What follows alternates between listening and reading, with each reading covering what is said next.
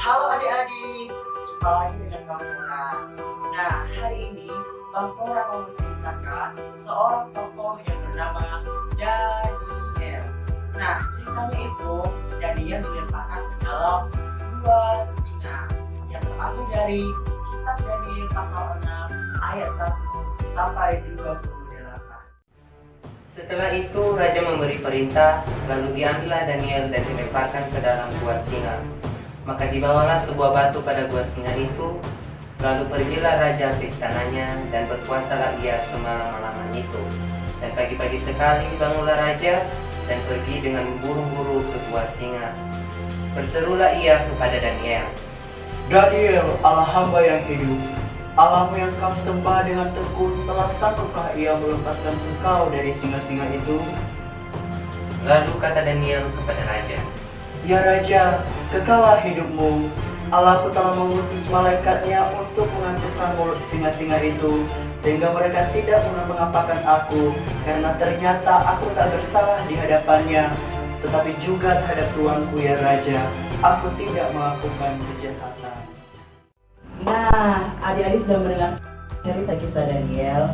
Nah, walaupun Daniel difitnah atau dilemparkan ke dalam gua singa yang sangat menyeramkan, tetapi Daniel tidak pernah takut dan tidak pernah gentar sebab Daniel tahu bahwa Tuhan bersama dengan dia.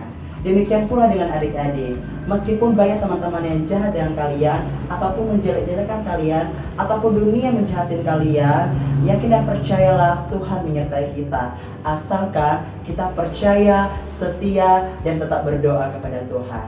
Nah, adik-adik, ayat hafalan kita pada hari ini terambil dari Yosua pasal 1 ayat 9. Demikian firman Tuhan, bukankah telah kuperintahkan kepadamu, kuatkan dan teguhkanlah hatimu, janganlah kecut dan tawar hati, sebab Tuhan menyertai engkau kemanapun engkau pergi.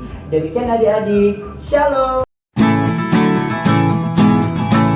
Shalom adik-adik, jumpa lagi dengan Kalinda pada minggu ini. Nah, hari ini kakak akan bercerita tentang 3 tokoh Alkitab, yaitu Sadrah, Mesakh, dan Abednego. Nah, kisah Alkitab ini terambil dalam kitab Daniel pasal 3 ayat 1 sampai dengan 30. Nah, tema yang kakak ambil daripada ketiga kisah tokoh Alkitab ini yaitu menjadi saksinya Tuhan. Nah, ceritanya adalah seperti begini.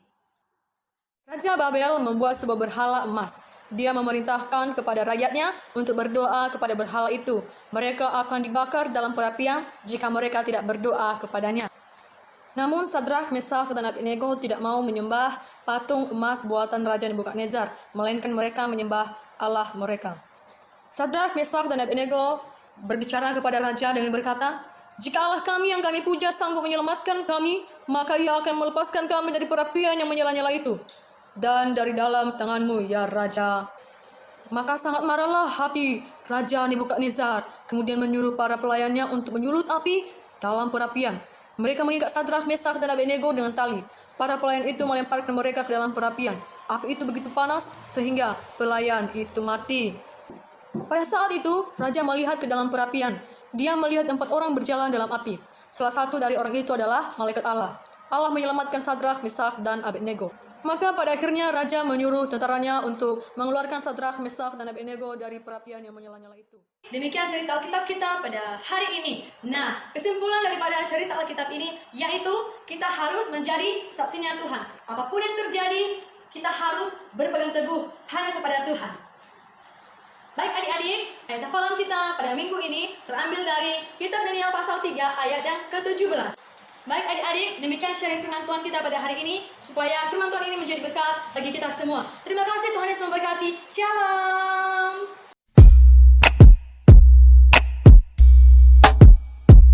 Shalom adik-adik, perkenalkan nama kakak adalah Esrajo Samosir yang kerap kali dipanggil dengan Esra. Nah, kakak hari ini akan membawakan renungan firman Tuhan kepada adik-adik sekalian, yaitu yang terambil dalam Lukas 2 ayat 21 sampai dengan 40 yang berjudul mengenai Simeon yang selalu berdoa kepada Tuhan di Bethlehem. Ada seorang kakek bernama Simeon. Ia suka berdoa loh. Kakek Simeon berdoa kepada Tuhan setiap harinya. Pada suatu hari, Tuhan berbicara kepadanya, kamu tidak akan mati sebelum melihat anakku, Yesus, di Yerusalem. Pada saat itu juga, kakek Simeon semakin lebih rajin lagi berdoa kepada Tuhan.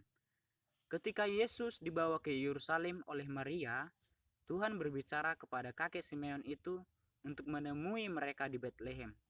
Ketika melihat Yesus, kakek Simeon langsung menggendong Yesus, lalu berdoa dan berkata, "Sekarang Tuhan, aku sudah siap mati, karena aku telah melihat Yesus yang akan menyelamatkan Yerusalem dan seluruh dunia."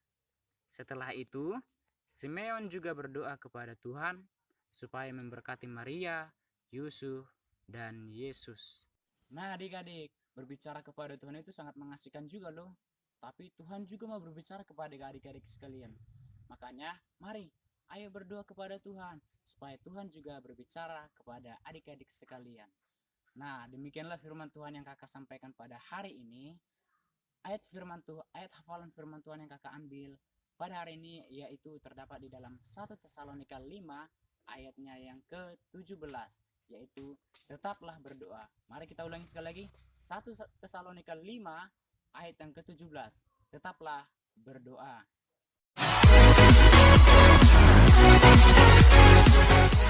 Hari ini kakak akan cerita tentang Nabi Nuh. Pasti adik-adik semuanya mau dengar ceritanya kan?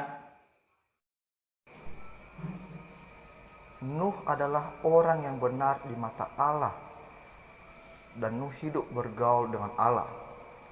Pada zaman Nuh, kejahatan manusia di bumi semakin besar, dan keinginan hatinya hanyalah melakukan kejahatan dan kekerasan yang memilukan hatinya Tuhan. Oleh karena itu, Allah sangat marah dan berfirman kepada Nuh, "Aku akan menghapuskan yang telah kuciptakan itu dari muka bumi, baik manusia maupun hewan dan binatang-binatang melata dan burung-burung di udara, sebab aku menyesal bahwa aku telah menjadikan mereka." Tetapi Nuh mendapat kasih karunia di mata Tuhan. Tuhan menyuruh Nuh membuat bahtera yang sangat besar, karena Tuhan akan mendatangkan air bah di atas bumi. Setelah bahtera selesai, masuklah Nuh dan istri, 3 anak beserta 3 menantunya, dan membawa masuk segala jenis-jenis binatang ke dalamnya, seperti ayam, burung, singa, monyet, dan binatang lainnya. Setelah itu, turunlah hujan deras yang belum pernah terjadi di atas bumi selama 40 hari dan 40 malam lamanya, dan air mulailah timbul dan menutupi seluruh permukaan bumi, dan semua orang mati tenggelam karena air tersebut. Jadi adik-adik semuanya, marilah kita hidup seperti Nabi Nuh, di mana pada sejamannya orang-orang membuat segala kekerasan dan selalu membuat dosa. Tetapi Nabi Nuh selalu taat pada setiap aturan Tuhan dan melakukan setiap kebenaran firman Tuhan, hingga pada akhirnya Nuh diselamatkan oleh Tuhan dari bencana yang telah dilakukan oleh Allah sendiri. Demikianlah firman Tuhan pada saat pagi hari ini. Tuhan Yesus memberkati kita semuanya. Amin.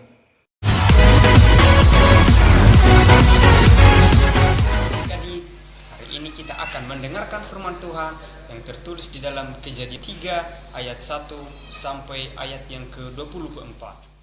Pertama, Tuhan pengasih dan penyayang. Ia menyediakan kebutuhan manusia di Taman di Eden. Ketika waktu penciptaan, Allah menjadikan semuanya itu untuk kebutuhan manusia. Yang kedua, Adam dan Hawa tidak taat. Ketika itu, Hawa berjalan di Taman Eden dan datanglah ular dan berkata, "Tentulah Allah berfirman kepadamu, semua pohon dalam taman ini boleh kamu makan buahnya, bukan?" Lalu Hawa berkata, "Iya, kecuali buah pohon pengetahuan itu. Tidak boleh kami makan, nanti kami mati." Lalu ular berkata, "Sekali-kali kamu tidak akan mati, melainkan sama seperti Allah."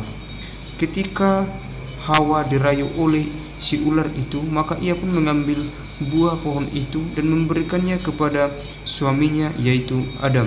Maka mereka sama-sama memakannya. Yang ketiga, manusia diusir dari Taman Eden. Lalu datanglah Allah dan berkata, "Di manakah engkau?"